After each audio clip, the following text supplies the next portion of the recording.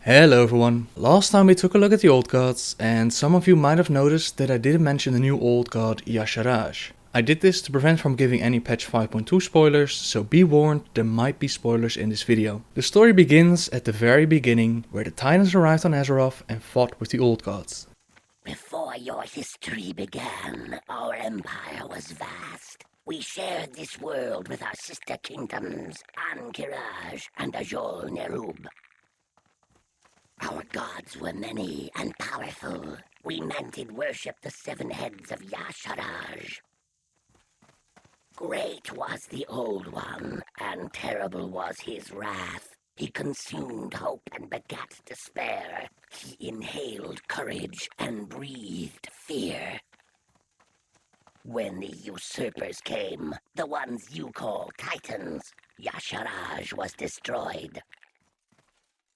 His last terrible breath has haunted this land ever since, but the shadows he left behind are mere whispers of his former glory. He infected the land of Pandaria with the Shah, and the Titans found out that killing an old god would eventually destroy the world. Imprisoning a complete old god would be wiser than to strike it down and let it multiply. This all happened before the Sundering, so Kalimdor was still a complete continent. Wration tells us what happens next. According to this runestone, the Mogu were Titan constructs, soulless creatures built of stone. The Mogu served a Titan keeper. His name was Ra. In the Mogu tongue, Raden means Master Ra. The Mogu and their master were sent to Pandaria.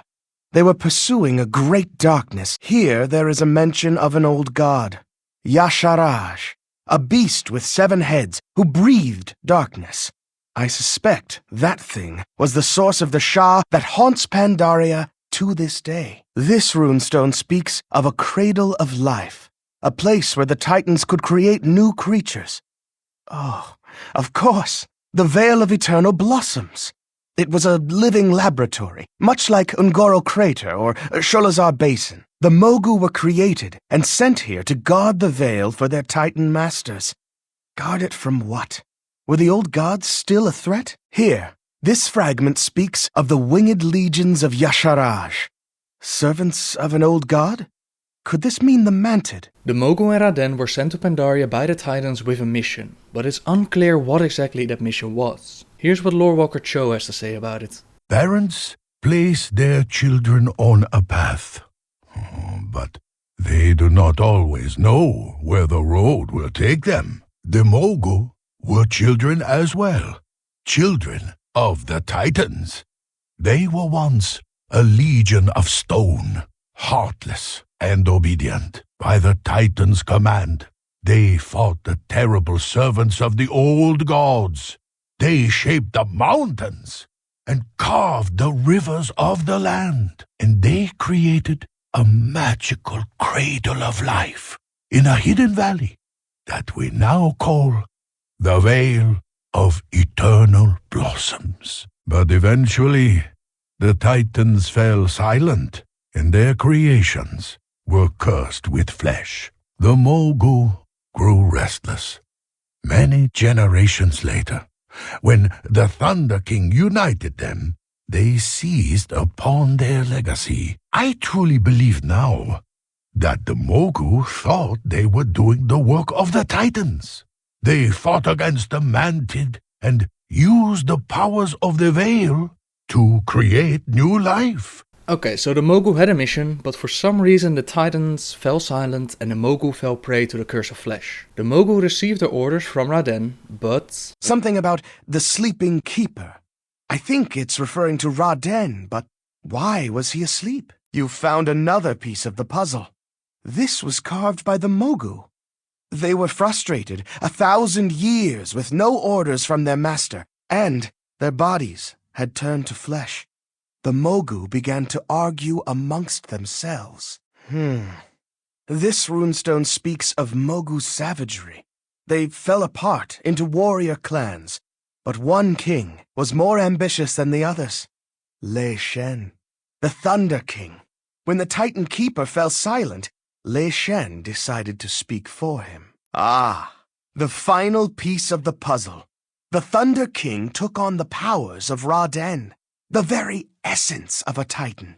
He united the Mogu into an empire and tried to continue the Titan's work. Of course he saw himself as a god. It's unknown why exactly Raden fell silent, but what we do know is that he will be the heroic only boss in the upcoming Throne of Thunder raid. The Dungeon Journal says, legend has it that Lei-Shen found an ancient Titan keeper guarding a miraculous device known as the Engine of Nalashka. No one knows what transpired between the two beings, but Lei-Shen later emerged from the site, bristling with the power to forge an empire. I personally think Lei-Shen overpowered Raden for some reason, took his powers and imprisoned Raden within the Throne of Thunder. When you defeat Raden, he says, Wait! I am not your enemy.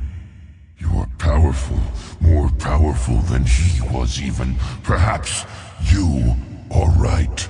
Either way, Lei-Shen came back with the power of a Titan Keeper and he set out to finish the Titan's work. They enslaved Pandaria, allied with Sandalari, and they built the Serpent's Wall to keep the Mented away from the rest of Pandaria, since Lei-Shen knew that the Mented would never follow his ruling. The Mogu also created Divine Bell, which was a bell cast from the Maker's flesh, shaped by Star's fire and bound by the breath of Darkest Shadow. This bell, when rung, could shake the world and call to the heavens. Taken to war, the bell's tones steered the hearts of Lei-Shen's warriors. It fueled their hatred and anger, lending them strength on the field of battle. The bell's screaming voice struck fear and doubt into the hearts of the Emperor's enemies, sending them fleeing in his path. This bell basically tapped into the powers of the Sha that lay dormant in the soil of Pandaria. What struck me as interesting was that it says cast from the Maker's flesh. The makers of the Mogu are the Titans, so is there a Titan in Pandaria, or does it mean made from the flesh of Raden?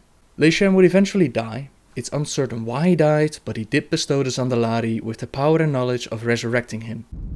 Under Kunlai thunder sleeps. The storm long spent their rests. But blood of brother kingdom keeps alive the dispossessed. By Zandalari blood he will be taken. To Zandalari voice he will awaken. Emperors came and went, and the Pandaren would eventually rise up and overthrow the Mogu. Time passed until the day Shao-Hao was crowned Emperor of Pandaria. He followed the tradition of all the emperors before him and sought the counsel of the great Water Speaker of the Jinyu. This Water Speaker foresaw the events at the Well of Eternity and the sundering that would split the continent of Kalimdor apart. Emperor Shao-Hao was terrified by this vision and he spoke with the Jade Serpent, the Spirit of Wisdom. The Jade Serpent urged Shao-Hao to divest himself of his burdens, to purify his spirit and to become one with the land. Shao-Hao asked his companion the Monkey King to help him with this task, and for 3 days and 3 nights he meditated as to how he could purge himself of all doubt. The Monkey King became weary of waiting and he made a mask of doubt for the Emperor. He urged the Emperor to place the mask of doubt on his face. The mask worked. As Shao-Hao pulled the mask away, his doubt took on a physical form, and this is what I believe to be the rebirth of the Sha. So far in the history of Pandaria, there's no mention of any physical manifestation of the Sha, only the Mogu who tapped into the power of them. That means that with the actions of the Emperor, he fed the Sha's emotions, and this gave them the strength to manifest into actual beings. The Emperor repeated this progress until he cast away his 6 burdens. Eventually he would tell his people to live each day to its fullest and sleep each night with the peace of a mind unburdened. And he told the Shadowpan to restrain and control the Sha, which his actions placed upon Pandaria. He would continue his journey to the Terrace of Eternal Spring, there to separate Pandaria from the rest of the world. But try as he might, he was unable. The ground trembled but did not move. Soon he began to doubt, and the Sha of doubt began to emerge from the east. He began to fear, and the Sha of fear began ripping out of his shackles to the west. Desperate, he called out the Jade Serpent for help. Pandaria is more than just the Pandaren Empire, she told Shao-Hao. Your enemies to the west are as much as part of the land as your empire behind the wall. Seeing that all things were connected in an eternal whole, and that this beloved land was more than just the Pandaren Empire, Shao-Hao at last understood. His staff clattered to the floor as his spirit became one with the land. When the world tore itself apart, Pandaria drifted quietly into the ocean. And as the Emperor's robes fluttered empty to the ground, the land became enveloped in impenetrable mists, hidden away from the rest of the world. The Pandaren would from that moment on live in relative peace and harmony. There was the occasional Mented invasion, but the Sha infestation was under control. That is, until the mist parted and we set foot on land.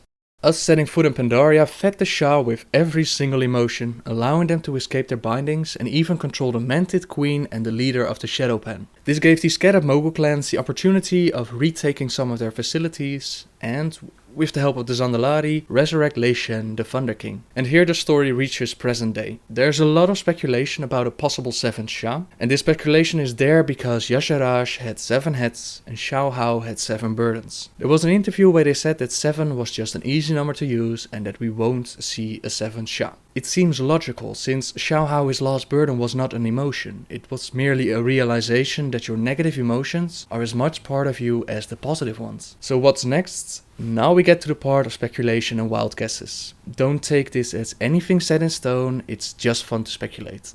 When you defeat Raden, he will tell you the following. Wait! I am not your enemy. You are powerful, more powerful than he was even. Perhaps you are right. Perhaps there is still hope. But there is a yawning chasm of darkness beneath you mortals, vast, endless, and all-consuming. I do not believe that you can correct this doomed course, but you have earned the right to try. It seems like Raden is giving us a warning about darkness beneath us, which is a clear reference to the old gods. It's possible that he knows nothing about what we've done in the past, or maybe he knows more than we do. Could this also be the reason why he was underground for so long, why he fell asleep? Was he looking for a way of defeating the old gods, or did he just fall into despair? As we follow Raphion's questline, we eventually take the heart of the Thunder King and give it to Raphion. Upon touching it, he receives a vision. The powers of a god. It is filled with Titan magic, the very language of creation. Oh, I see them. A million worlds, glittering in their perfection. But one above all others. Oh, we have fallen. We must rebuild the final Titan. Do not forget. It is gone. I don't remember any of it. Oh, none of them remember. The irony. This can mean so many things. Let's see what we can make out of this. We have fallen could mean that the Pantheon has fallen, or it's an old message where the Mogu fell to the curse of flesh. We must rebuild the final Titan indicates that there are no new Titans and that you can rebuild them somehow. Remember the prophecy of Kafun where one old god died and one fell? Also the divine bell was created from the maker's flesh. Did they use the flesh of a fallen Titan? Is there a fallen Titan somewhere under Pandaria? And for some reason the Mogu collectively forgot about all of this. Was that because of the curse of flesh? Who knows, but it's one hell of a cliffhanger and it leaves us with Raphion controlling the power to create worlds. I doubt that anything good will come from this. So we have 5 old gods chained beneath the earth and 1 killed. Yasharaj was apparently the old god that they killed, and so far we've defeated Kafun, Yaksharon and indirectly Enzov. That means that there are 1 or 2 old gods to be found if you don't count Yasharaj as being imprisoned. I'll post a couple of articles in the description if you want to read some speculation, but honestly the only one that knows is Chris Metzen, and he's not telling. Even if they announce the new names, the lores can always be changed to host more old gods or to change it, so really you can speculate all you want, you won't find a clear answer until they've announced it. I want to end this video with answering the question from my first one. It makes you wonder though, why not kill all the old gods to begin with? Why let life exist on the planet if you're planning to destroy it anyways? There are several theories on this one. One is that Azeroth is actually a Titan egg, which holds a new Titan. Another is that Azeroth was actually created around the old gods to be a prison for them. Both could be true, especially with the new information from Raphion, but my personal favorite is this one. Imagine for a moment that you are the Titans. Your brother Sargeras, the noblest of all, comes to you in despair. He has doubts about your crusade of bringing order to the universe, and even though you try, you can't reason with him. At that moment it hits you. The race of Titans, believed to be indestructible, can fall to the darkness of the universe. You realize that it will take more than just the titanic races to defeat the darkness. With your powers over time, you receive a vision of a planet still infant, corrupted but with potential. A vision where heroes will be born in the fire of battle. They will struggle, they will fight, Some will fall to darkness, some will embrace the light. Even the one you used to call brother will try to take away their lives, but they will hold their ground and grow stronger. They will fight amongst each other. They will find new allies from planets far away. They will set aside their differences simply to keep the darkness at bay. Until the day comes where they are ready to stand at your side, to fight not just for their own survival, but for the fate of the universe. And as soon as Anduin came into view, the world changed. Instead of the prince, an armored warrior stood before him, his plate helm and breastplate shining with the essence of the light itself. The warrior wielded a sword forged from the same material as the armor, held it aloft as he perched on an outcropping. Whether it was on another world or Azeroth, Velen couldn't quite tell. And suddenly, the dark sky above erupted with the combined chivalry of Azeroth races. The Blood Elves, Orcs, Trolls, Taurens, and even the accursed undead and scheming goblins rode flying mounts of every sort and description. They were armored and armed in magical weaponry, glowing with so much power it hurt Velen's eyes to look at them. Beside the legions of the Horde, the ancient Night Elves charged with humans, dwarves and gnomes, whose ancestors formed the original alliance, and the shape-changing Worgen were united within them. Velen's own Draenei bolstered the army, their ranks abandoned in otherworldly metals and bearing crystalline maces and swords. The Alliance and Hordes were not alone. Dragons swooped and soared in formations that made the sky resemble a giant, multicolored reptilian wing. They blanketed the horizon with their physical size and numbers, and when they roared a challenge, it shook not just the earth Velen stood on, but the universe as well. And yet for all this, the greatest shock to Velen's senses came as he saw those that flew just beyond the army of the dragons. The Naru had taken the field, so many that Velen didn't understand how creation could contain them. The power of these beings of light filled Velen's heart with hope, swept away the lonely centuries, and left him in wonder that he could ever despair, that the dark, no matter how terrible, could ever truly reign. And then a shadow fell. It was vast and empty, and swallowed all light that entered it.